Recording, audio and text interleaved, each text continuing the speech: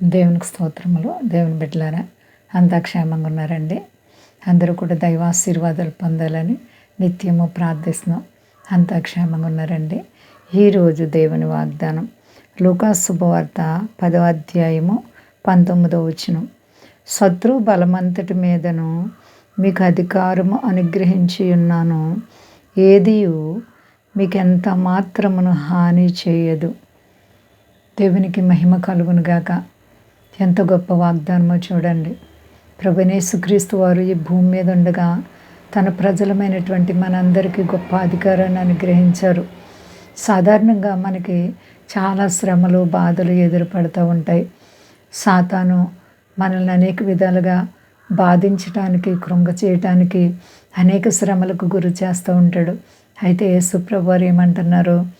శత్రు బలమంతటి మీద, శత్రువు సాతాను. మన శత్రువులు అంటే మనల్ని బాధ పెట్టేవారు కాదండి. వారిలో అపవాది ప్రవేశించి మనల్ని అలా బాధ పెట్టేస్తాడు. శత్రు బలమంతటి మీద మనకంటండి అధికారం ఇస్తారంట. అధికారం. మరి మనం ప్రార్థించగానే ఎలా అద్భుతాలు జరుగుతున్నాయి. ఆయన ఇచ్చిన అధికారం. మనము కన్నీళ్ళు కారిస్తే చాలు, మనము మోకాళ్ళు వేసి దేవుని సన్నిధిలో మొరపెట్టగానే ఆయన మన ప్రార్థన అంగీకరించి ప్రతిఫలాలు ఇస్తారు. ప్రియ సహోదరి సహోదరా, నువ్వెవరివైనప్పటికీ నీ మీద అపవాదేసే అగ్ని బాణాల నుండి విడుదల పొందాలంటే నీ ప్రభు నీకు బలాన్ని అనుగ్రహించారనే సంగతి మర్చిపోకు. ఎంతో గొప్ప దేవుడు మన దేవుడు అండి. ఆయన మనకి అధికారం అనుగ్రహించి ఉన్నారు, కానీ ఆయన మనల్ని ఎప్పుడు కూడా చిన్న చూపు చూడలేదు.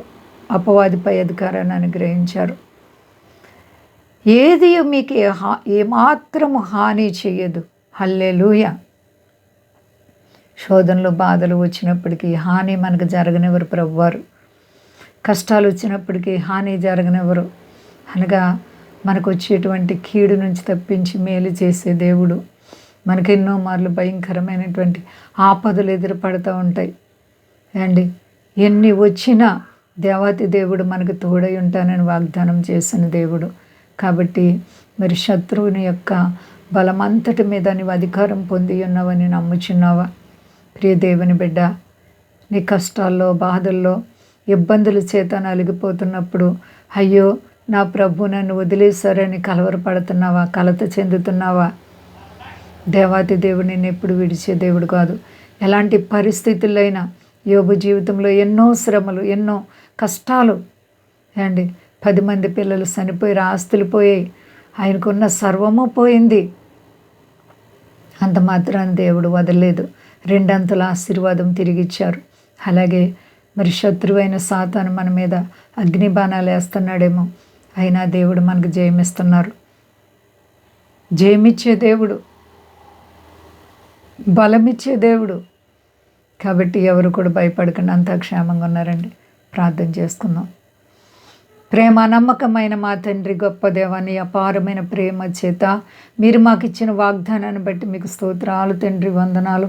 మా దేశాన్ని, దేశ నాయకులను కాపాడండి. మా దేశ ప్రజలందరినీ రక్షించండి. మీ దాసులను కాపాడండి. సర్వ ప్రపంచానికి శాంతి, నెమ్మది దయచేయనైనా అపవాది శక్తుల ప్రభావాలని పడద్రోయండి తండ్రి. కష్టాలు, బాధలు, ఇరుకులు, ఇబ్బందులు, ఆయా అనారోగ్యాల చేత బాధపడే ప్రతి బిడ్డకు యేసు నామములో విడుదల కలుగునుగాక. ఎట్టి శ్రమైనప్పటికీ నువ్వు విడిపించే దేవుడు, మహాగణుడా, నీకు సాటి అయిన వారు లేరు. అద్భుతం చేయి, మహిమ పొందు, శక్తి గలైసేనామని అడుగుచున్నాను తండ్రి. ఆమేన్. అందరికీ వందనాలండి. మా కొరకు పరిచయ కొరకు అందరూ ప్రార్థించండి.